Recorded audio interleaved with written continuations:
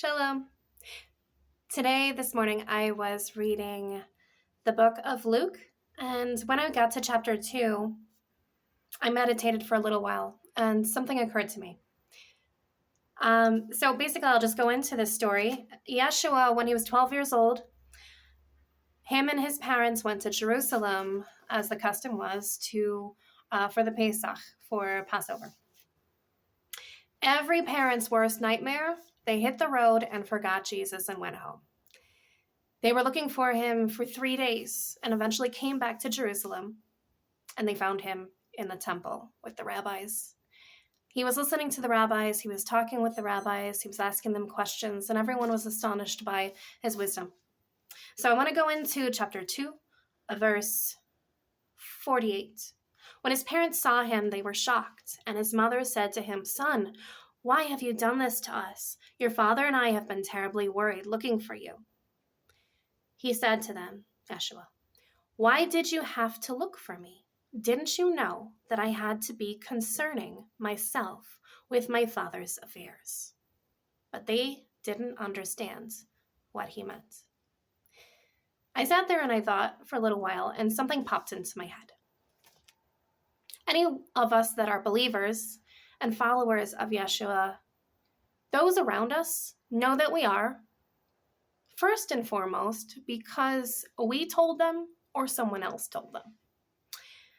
And so I made the connection that obviously, before Yeshua was even born, an angel came to Mary and let her know exactly who he was going to be.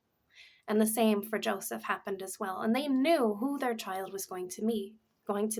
But when they saw him growing and changing, they didn't make the connection. Didn't you know that I had to be concerning myself with my father's affairs? Depending on what translation you use, it's stated in different ways. So I started thinking, in my life personally,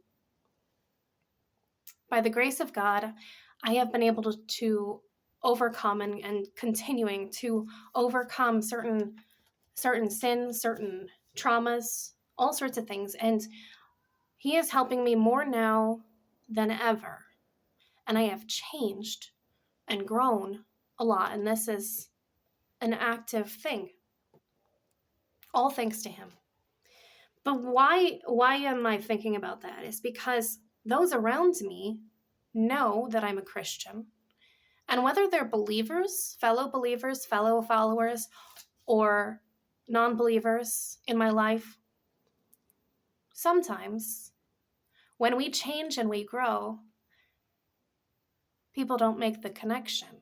Sometimes it's seen as a surprise or confused. They're confused, surprised. What's going on with her? I'm not saying someone has actually said that to me, but I think you understand where I'm going. So in the faith, when we start growing and changing, and perhaps we're speaking a little bolder, we are coming out of sins, but we are speaking on things with more passion. Sometimes, even those in the faith, since we are human, we compare ourselves amongst ourselves, and sometimes it's seen as a negative thing. And then, of course, you have non-believers, friends and family as well, that say, "Oh, you've changed, you don't do the things you used to do."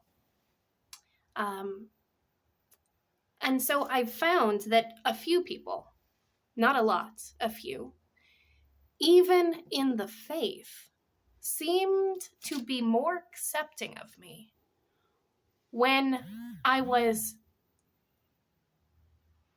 not doing as well, even living in some sins that I hadn't grown out of yet. And they were more accepting of me then than they are now. And it's interesting. Sometimes we don't make the connection that because we are followers, and because our fellow brother and sister are followers, we are supposed to change. We are supposed to notice something. Maybe something rubs us a little the wrong way, but maybe it has more to do with something that's going on inside of us. Possibly. Now, I want to balance all this with when we grow, when we change, we are supposed to do things in love.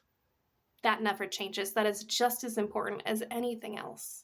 But I have noticed that with a few, I was more accepted then. When I was a believer, but living in some sins and not as passionate and not growing and changing as much as I am now, I was more accepted then in the faith by a few. It's interesting. So this can lead all of us to ask ourselves, when we initially chose to be followers, are we showing growth and change and maturity?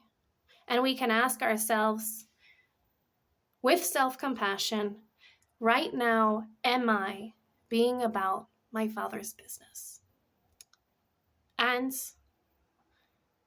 food for thought, we can also ask ourselves, are we looking at other people in the faith in negative ways when maybe really they're just doing exactly what they're supposed to be doing, because our goal is to grow and become more like him. So those were my thoughts this morning. That's it. Shalom. Thanks for listening.